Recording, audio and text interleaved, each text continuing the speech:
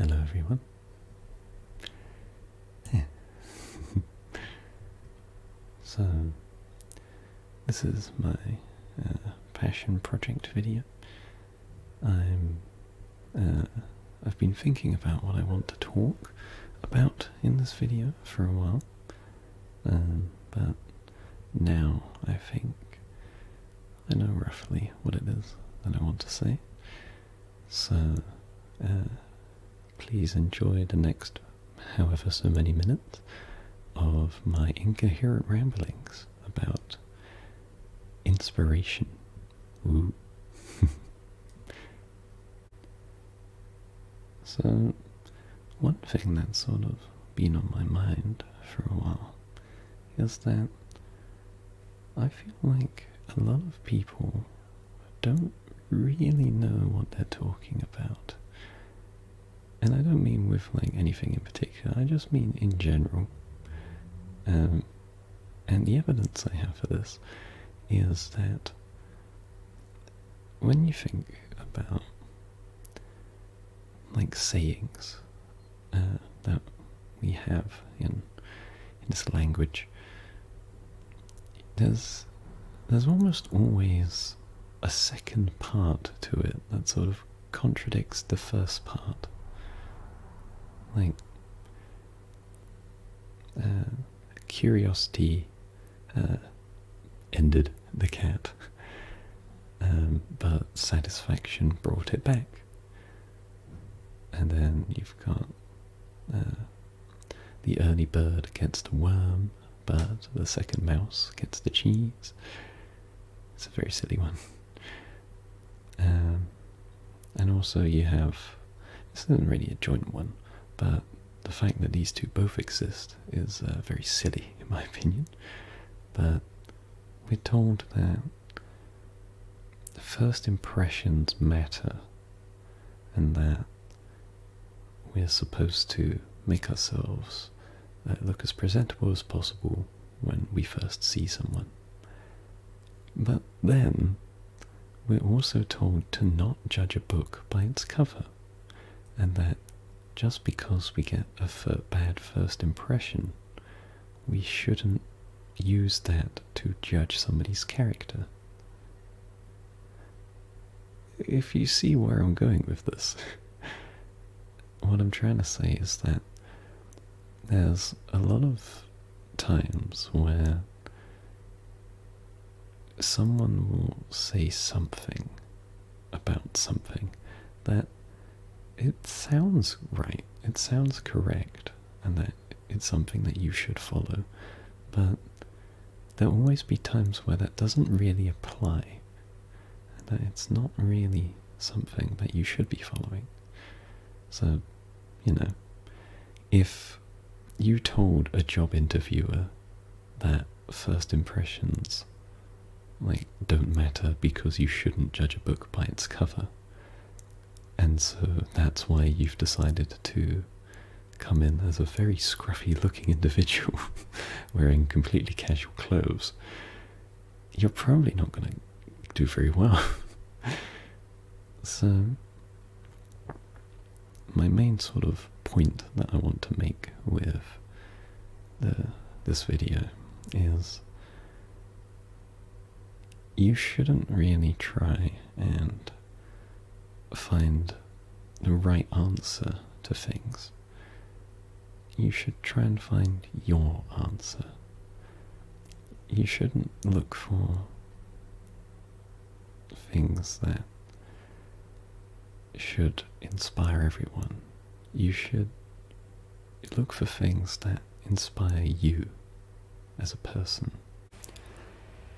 Okay, so very sorry if the fans just come on after I made that big point, but you're just gonna have to deal with it in the background. Sorry. But anyway, so yeah, following on from that, I have a lot of things in my life that I would say have definitely inspired me in ways that have sort of changed who I sort of became as a person. And I think it's good to draw inspiration from many different places. Well, that's what I've done anyway, but you don't have to follow that if you don't want to. But I'd say that if you can, try and look to places that you wouldn't normally look for inspiration.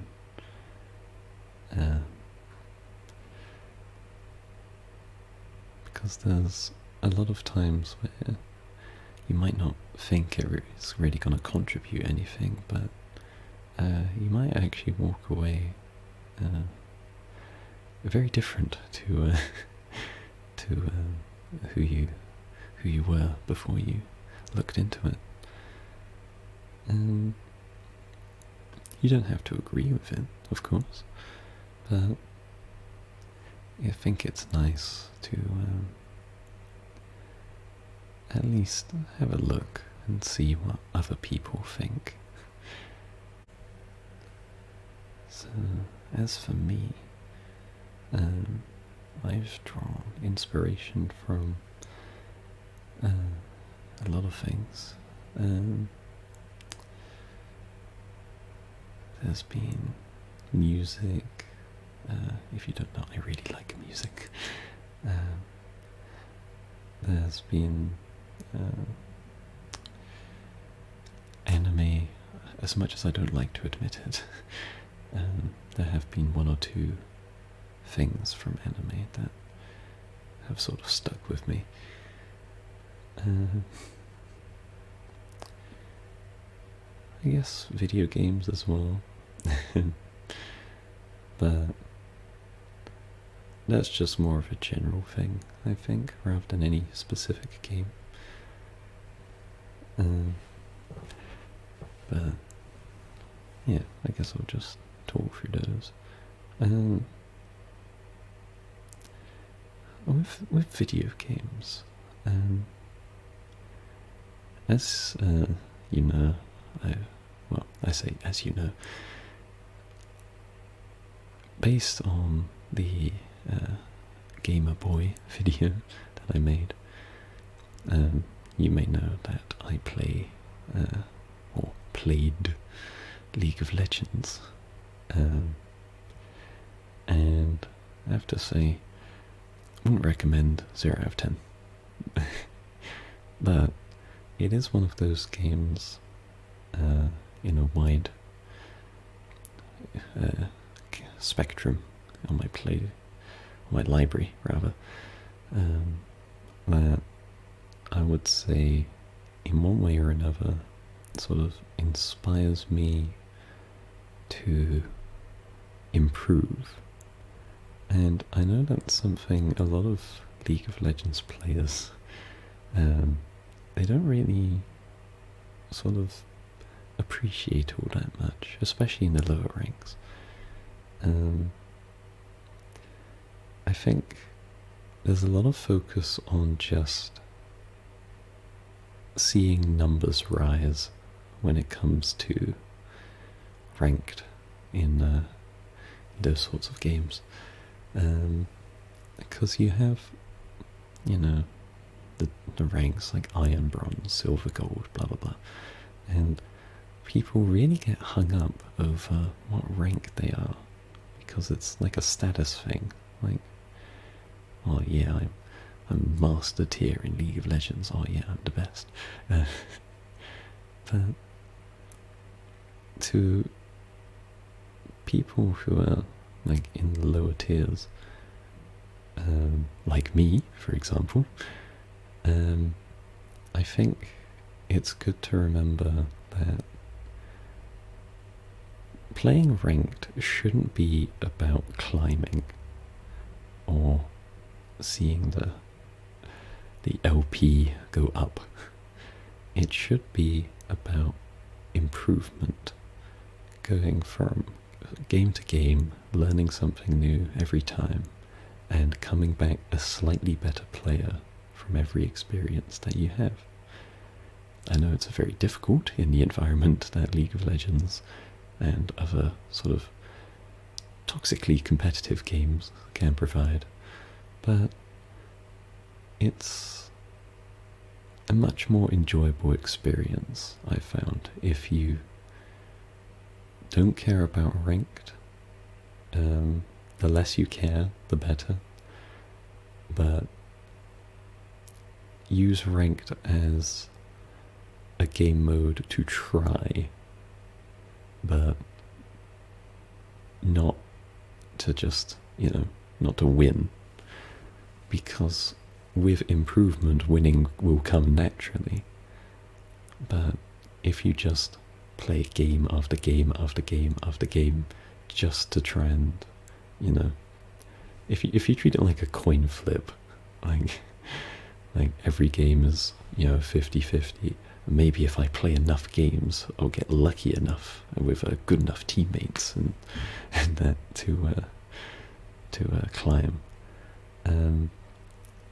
It's not gonna.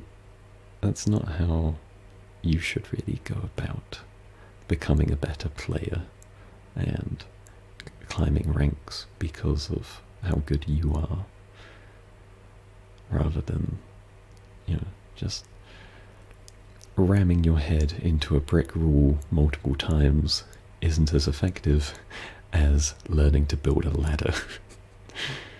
That's a good way to put it, I think.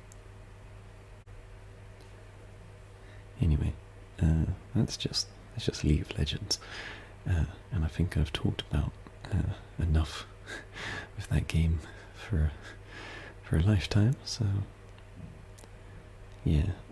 As for other games, I think Dark Souls, especially Dark Souls 3, that was also one of those games that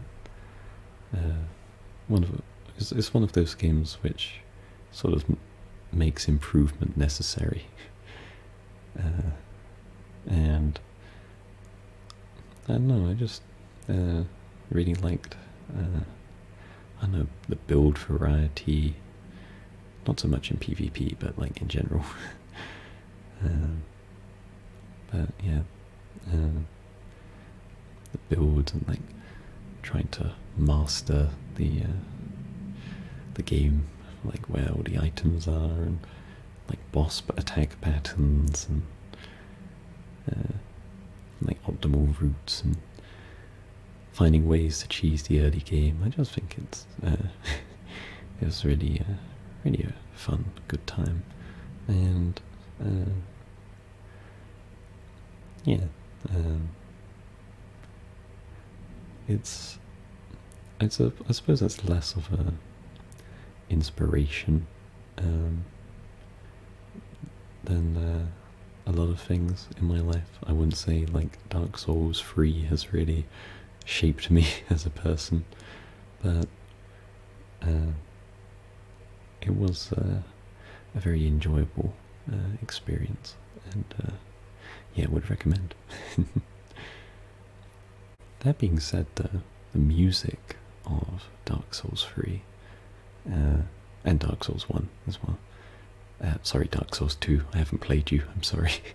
But with the first game and the third game, the OST for those games is really, really stellar, in my opinion. There's a lot of tracks from both games that I sort of just listened to independently from playing the game after I was done with it. I'm having a hard time remembering them, but the Moonlight Butterfly music, that was like the first time I heard that, I was like, oh, well, now I have to look this up. This is it's really haunting. It's really cool as well. And then with Dark Souls 3, I don't know, just so many of the songs. I think also, well, especially actually, the like ending credits. I think it's called Epilogue. I think the name of it is. But yeah, that one was worth listening to a second time. Oh, and Lord of Cinder and Soul of Cinder. That was brilliant. The games have been out for so long, but it's still so cool that that happened. But if you don't know what I'm talking about, listen to Lord of Cinder, or Gwyn Lord of Cinder, and then listen to Soul of Cinder, like their boss themes. You'll thank me later. No, you won't, but still. And before I move on, also Bloodborne. I haven't played it as much, but the OST. Anyway,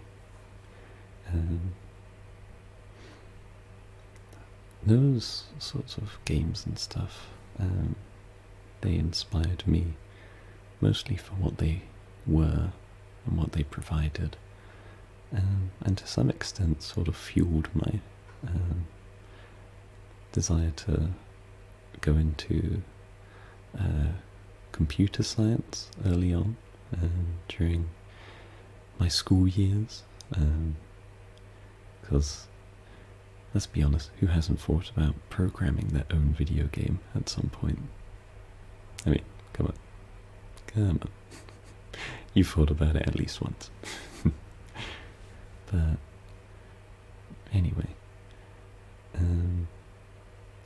as for something that inspired me for what it meant more than what it was, I have one particular scene in mind from an anime called Mob Psycho 100. Please don't spoil anything about season 3. I have not watched it yet, but I have watched season 1 and season 2. I'm going to wait for all of the episodes to be out for season 3 and then binge watch all of them. So yeah, please no spoilers. But the one scene that I had in mind, that was the one where Reagan is talking to Mob for the first time, and he's, sort of really struggling about his psychic powers and how it's affecting him, and Reagan goes on to talk about how psychic powers for Mob are just like any other human trait that some of us have and some of us don't, and none of that really makes anyone more special or more important than anyone else. And he sort of concludes that sort of topic by saying, the truth behind one's charm is kindness. Become a good person, that is all. And that moment sort of just hit me right there, and it really meant a lot to hear that, because up until that point I was really sort of unsure about what sort of person I was going to be, and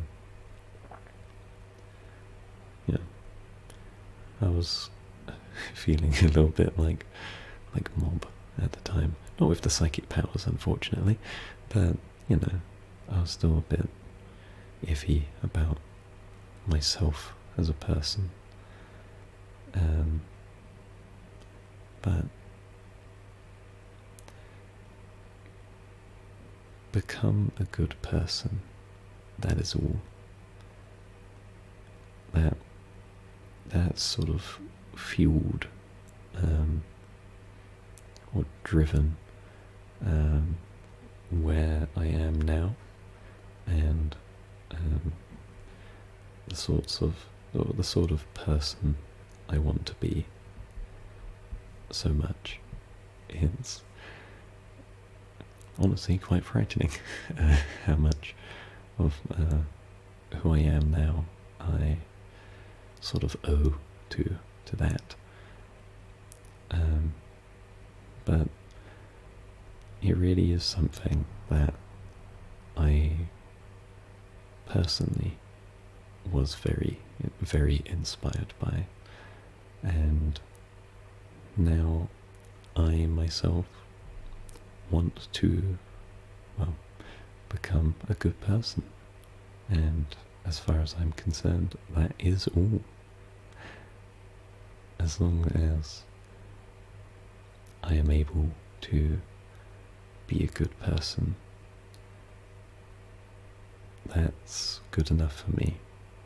I don't really care if this whole recording thing, like making audios and stuff, if all of this goes down the pan, or if my desire to go into psychology and all of that, if all of that falls through, I don't really care, as long as by the end of it I'm still a good person. And as much as I don't want to admit, that might also be kind of why I like psychology as much as I do. Originally, my interest was just, this sounds pretty interesting, you know, like the science of the brain and all of that. I thought it was just really cool at the time. But if I am to be a good person, I would like to learn how to do that professionally, if I can. So, yeah, just going into like therapy or counselling, that would be a good sort of career path for me to go into, I think.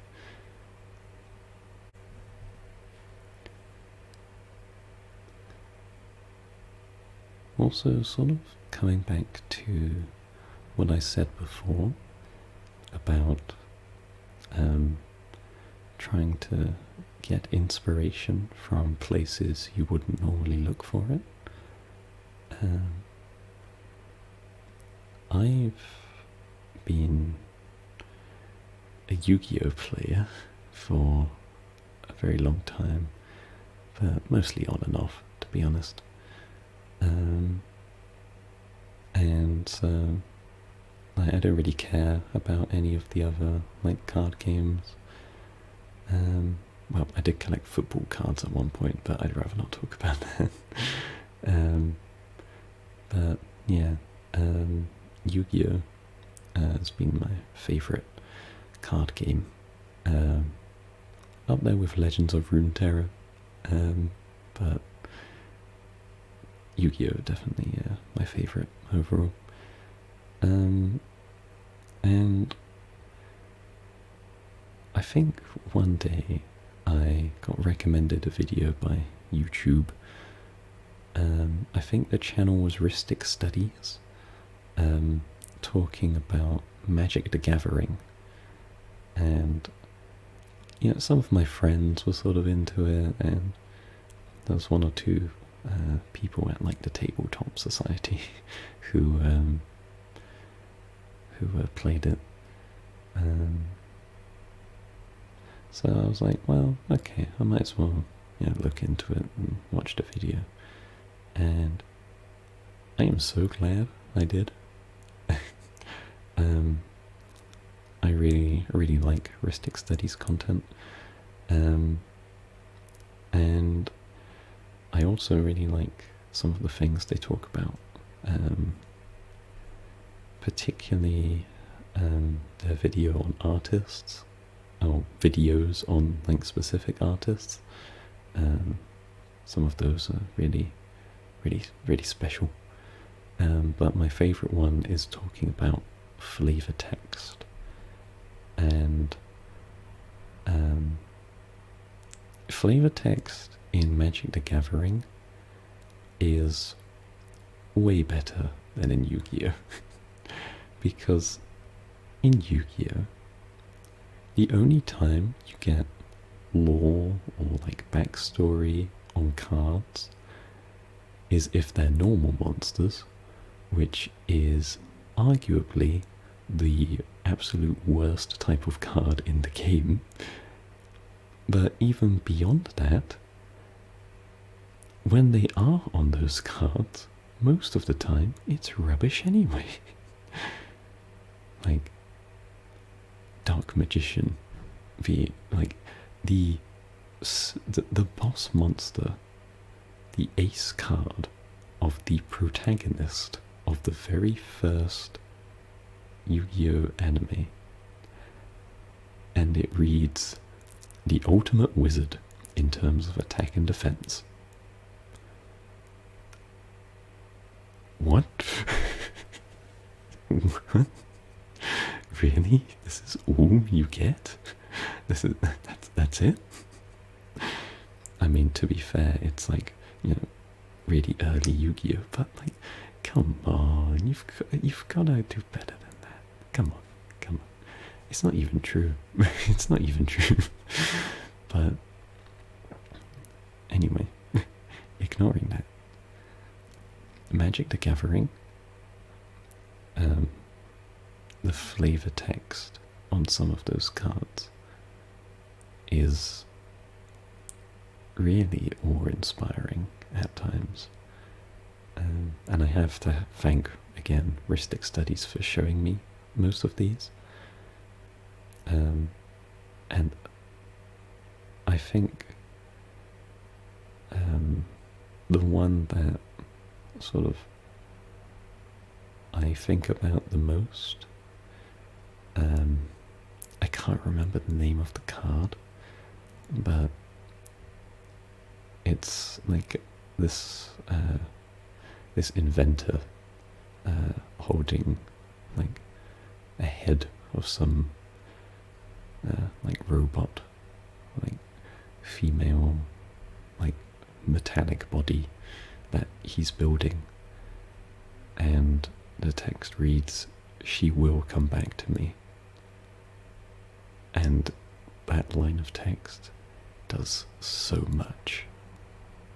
It's so much in making the card that much more impactful, especially the art.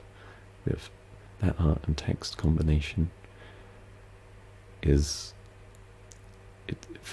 extremely beautiful, I think. And I particularly like that video for drawing attention to some other uses of flavor text that go beyond like the emotional stuff like that. Like Wrath of God, I think, which has no flavor text and very simple like text that just describes what it does, which is basically, I think it's a board wipe. so it basically leaves no creatures on the field, and that combined with like the name Wrath of God and the artwork as well, it really adds to a sense of loneliness that I think is like emptiness. How with just one spell, the Wrath of God can just clear away all life and leave nothing. I have no way to really say this. I just think it's really cool, and I wish Yu-Gi-Oh did stuff like that way more.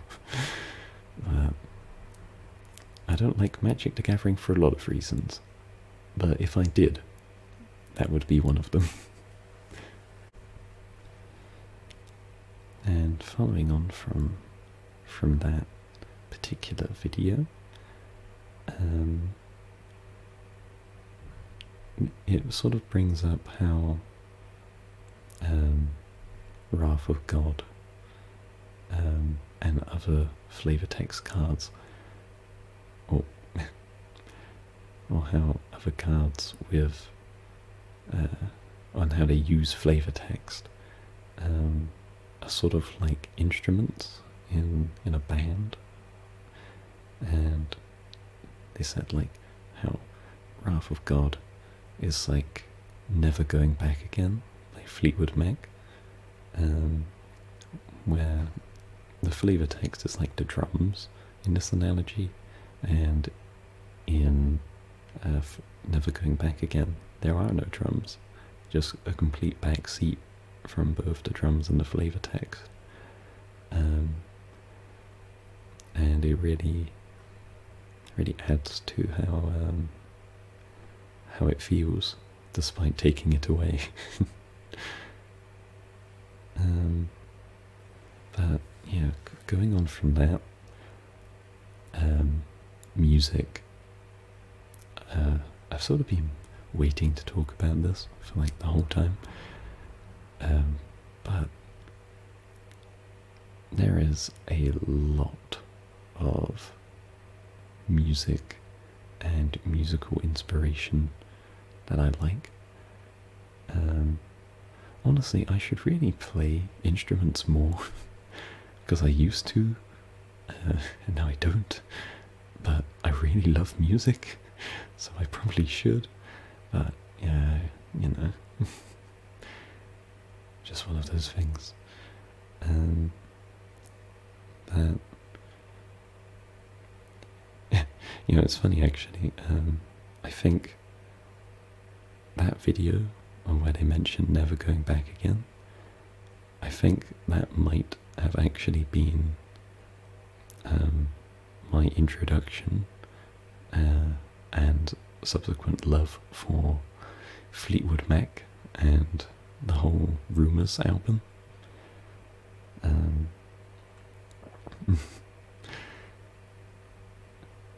There's something about Never Going Back Again, especially, that it's one of those songs I keep coming back to every now and again, especially when I'm feeling like, I guess, melancholy, because you know, I think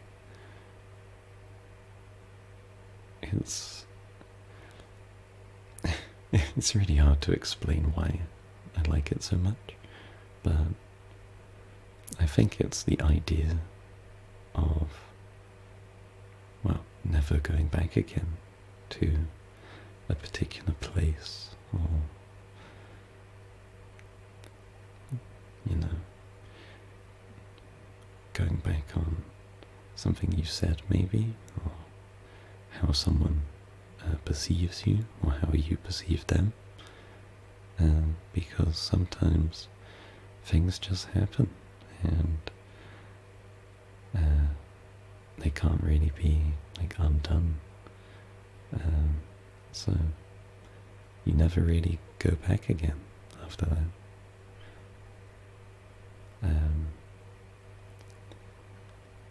And well, I guess with another song, The Chain from that album, that is also another one of my go-to Fleetwood Mac songs.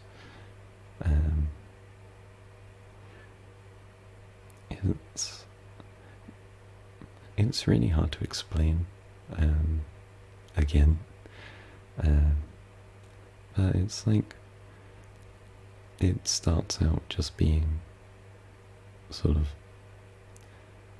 like they're chained together, and that they can't really escape each other.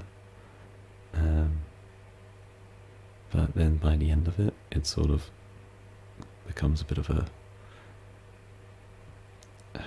not power ballad, but it becomes a bit more powerful, where it's like they're trying to like keep together, or like staying together makes them like stronger almost.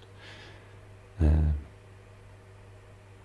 probably entirely wrong on that interpretation, but you know, I don't know, I just like the song.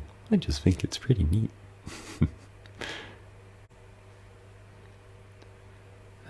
And speaking of music, I have, I like to say, a broad range of music that I like. I'm not going to say that like I like me liking more music than you makes me better or anything, or look at me, I'm so quirky, I like lots of music. you can like whatever music you want. It's all subjective. There's no proper answer to like what's the best music. So like, who cares? Just enjoy yourself. But I do have a number of particular lines from various, or lyrics rather, from various songs that I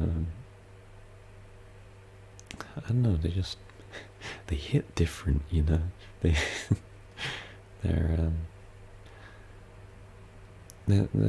They sort of stick with me more than a lot of other lyrics do, because a lot of the time when I listen to music, I sort of get the feel of it, and I sort of like it based on how I react emotionally to like the music and the singing.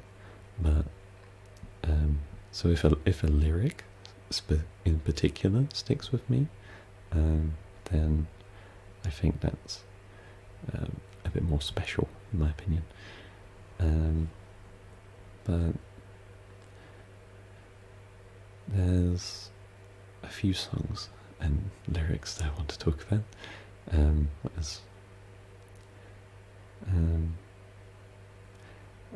I'm gonna try and keep it short, but I may keep talking about this for a while, so brace yourself. But I think one of my favourite examples of a lyric that sticks with me is from Everybody Wants to Rule the World. And it's not part of the chorus that really stuck with me. It's in one of the verses, I think, and it's nothing ever lasts forever. And alongside the Reagan quote that I mentioned earlier, I think that has also been sort of instrumental to making who I am. Because I think it's important to recognize and remember, but not something to get hung over about. Um, because at the end of the day, it is true that nothing ever lasts forever.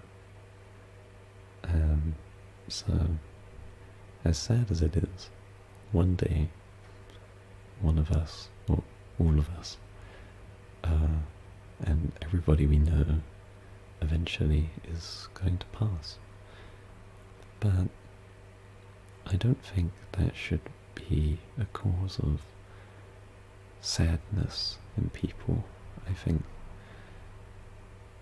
it should be something to sort of bring attention to how we're using our time. Because, well, that, and also something else that I'll get onto later, but we do have a limited time here on this floating space rock. And everyone else also has a limit, and we don't know exactly how long that limit is, but as long as we know that it's there, we should be striving to make the most of that limited time. And that's sort of yeah, I'll say it's one of the other reasons that I want to help people in some way, because as much as I don't know how much time any of us have, I want that time to be as enjoyable for everyone as possible. So I'm going to do my best to make things easy and make things as fun for everybody that I can. And that includes myself. I don't want to spend time doing things that won't bring me joy, or won't bring other people joy, or won't help me, or won't help anyone else. I want my time to be spent in a good fashion, and as far as I'm concerned, that would be helping and making people laugh sometimes. So, yeah, I would sort of advise people out there to try and make the most out of the time that you have, and try and make the most out of everyone else's time if you can, because it is limited, so why not make the most of it? Use that time to do the things you want to do, be the person you want to be. Nothing ever lasts forever, but it does last for a little while at the very least. So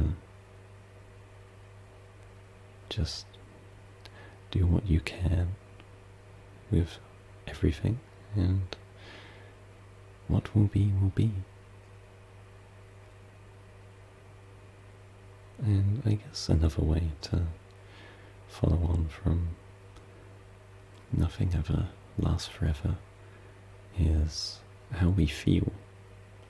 Because I know for a lot of people, including myself, we can get hung up on our feelings.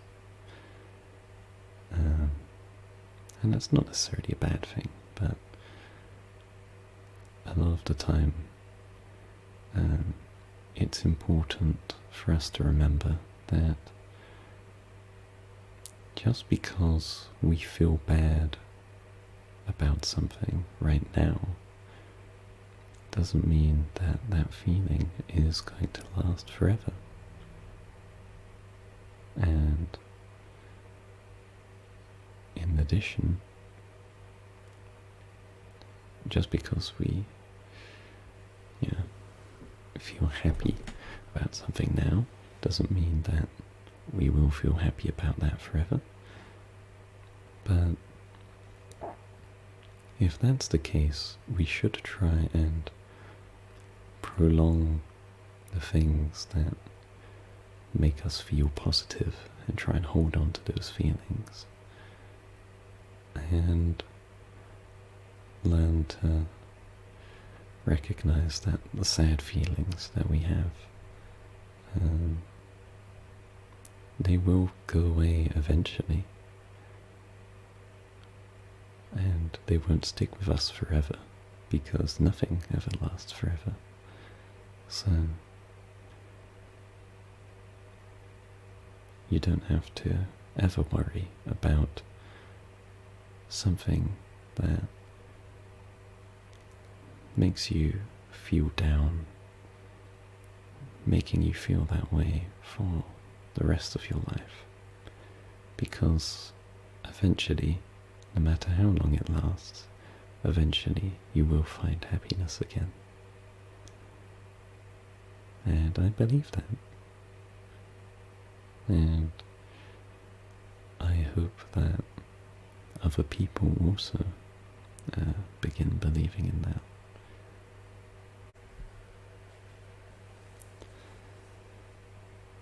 And another song lyric that I just wanted to quickly mention.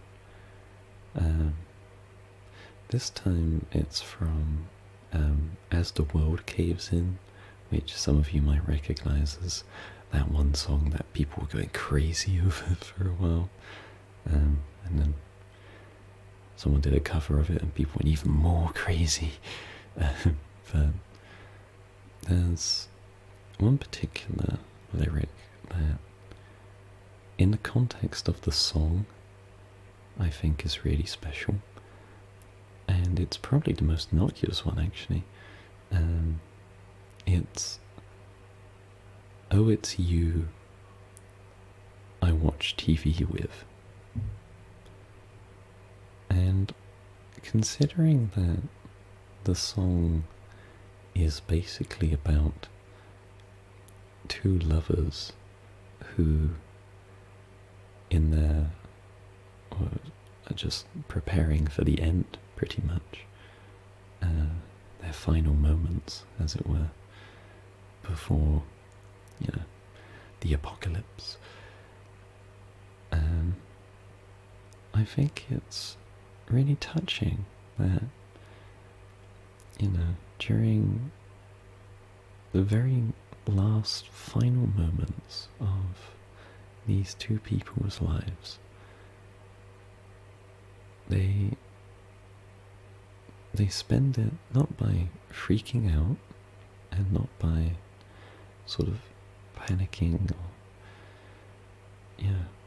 crying about all the things that they could have done, or getting angry about anything or themselves or each other. They just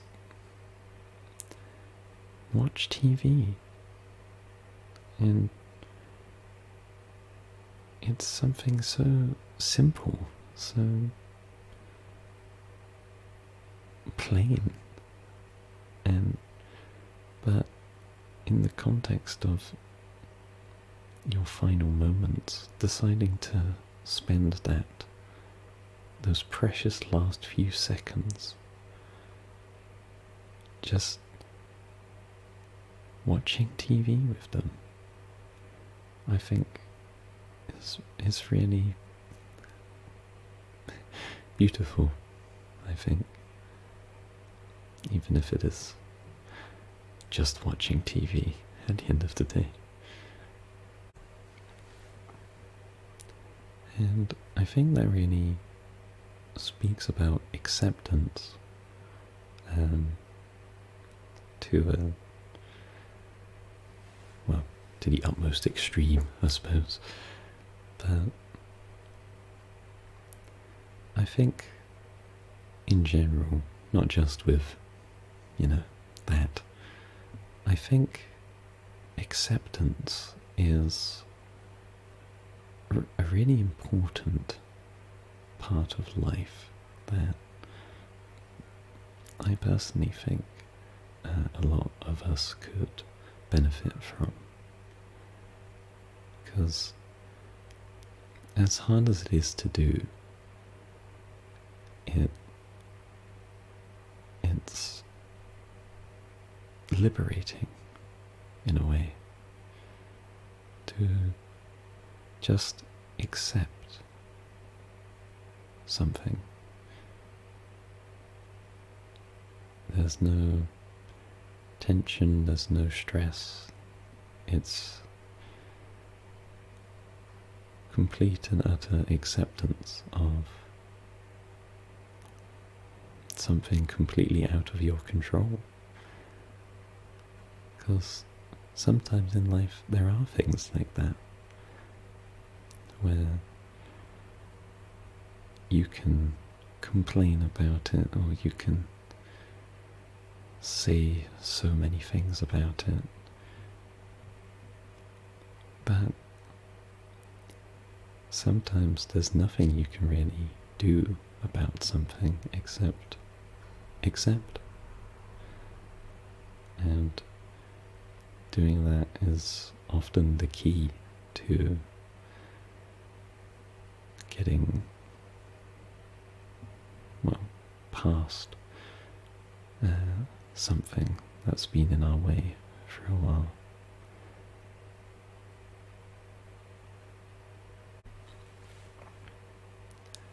Anyway, I'm sorry if that's a bit of a downer. So yeah, I'll try and keep it a bit light from now on, so we don't end on a poor note. But sticking with music for a bit, and what I said earlier about liking genres,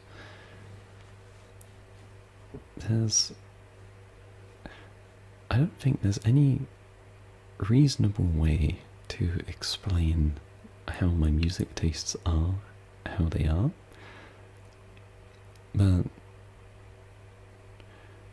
okay, so if you've watched the Q&A and my Claire de Lune video, you could probably guess I like classical music, and that's fair. Now, I also like jazz music, both sort of on the blues end of things and the like big band sort of stuff, and that's because I was in a jazz band and a big band. I used to play trumpet, so that makes sense as well.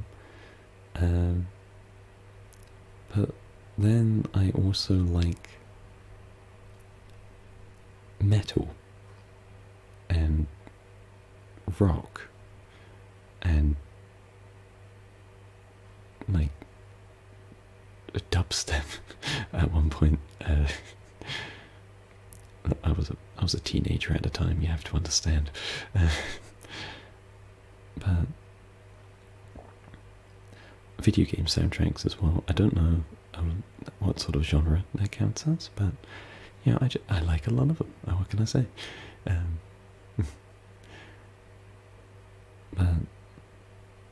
and a little bit of rap as well, and hip hop.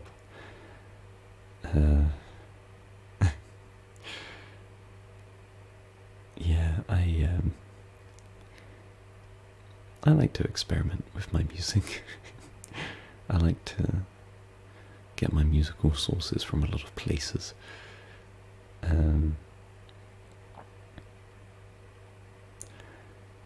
Like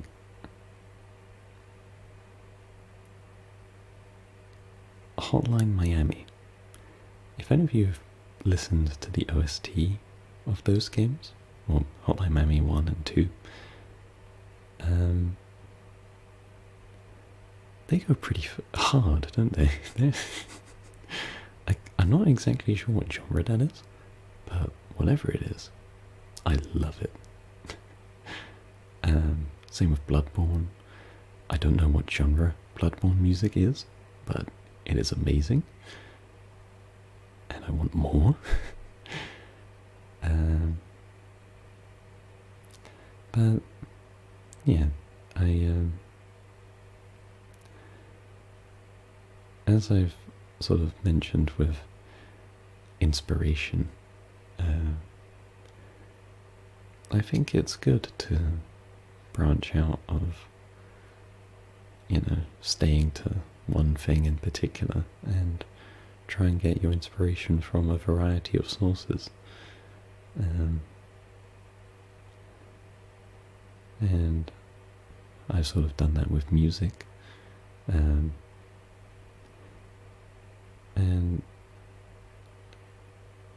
sometimes music sort of leads me down a rabbit hole almost. And I know what you're thinking. Not that sort of rabbit hole. Get your head out of the gutter. Anyway. What?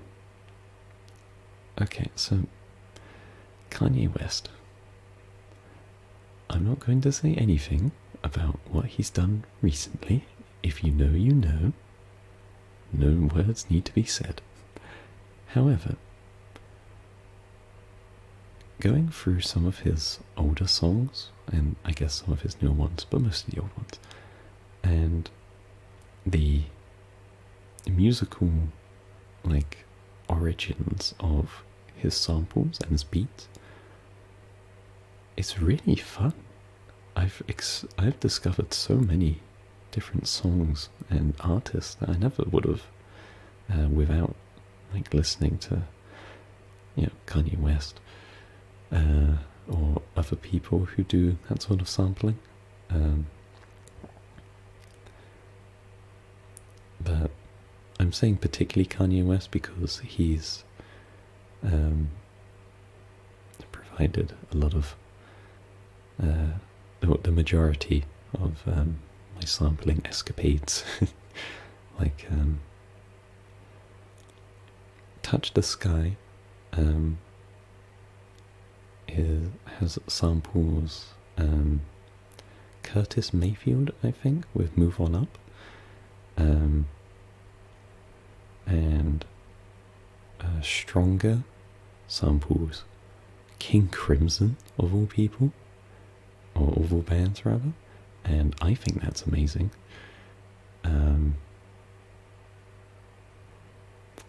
Even the one song that everyone clowns on him for, Lift Yourself, also known as the Poopity Scoop song. I'm not kidding. I actually really like the sample that it came from. It's Liberty by Amnesty. It's I don't know what to say. I don't care how silly the song is. I like it. The sample. We'll ignore the lyrics and the singing bit. And just to finish off my sort of tirade about sampling, I have to mention one of the most strange series of samples that I've sort of stumbled across based on music, which I think kind of nicely ties into the whole inspiration from a variety of sources, because my god, the number of sources that you can find by following this sort of musical trail from this one song is crazy. So anyway, so there's this one song that I think did the rounds on TikTok. I can't remember why exactly, but it's called Gypsy in My Mind, I believe, by Never Dull, which is strange because I have also seen it quoted as being called Every Morning by Locometasi, I think. But I think the Never Dull title is the correct one. So, yeah. Anyway, so that song samples Crystal Waters' Gypsy Woman, which I also think is a very good song. I like it a lot.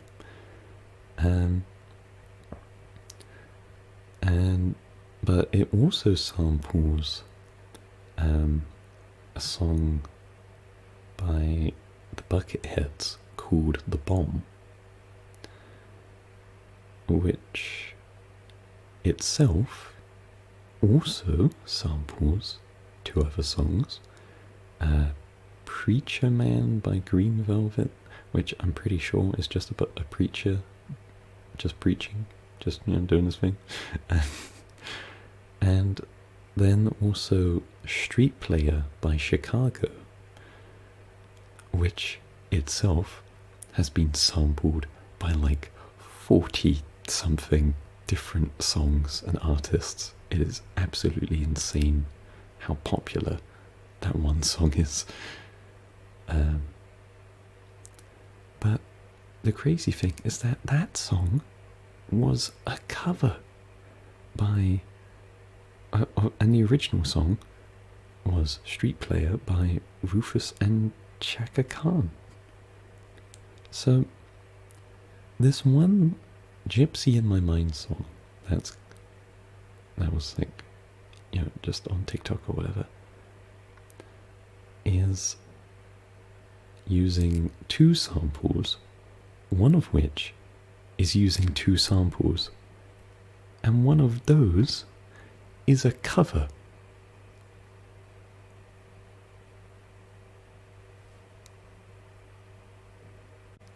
Well,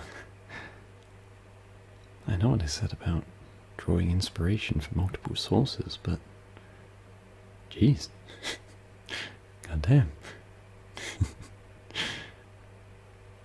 Well, anyway, I think that's pretty much all from me. I'm sorry that this rant has just been just everything, everywhere, all at once. I've sort of just been thinking about these sorts of things quite a lot and wanted to get them off my chest to an extent. But no, I'm happy that I've been able to share these with an audience. So, Anyway, if you're still listening up to this point, I just want to say thank you very much. I never thought that me talking about random garbage would be popular with you, but there we are. But regardless,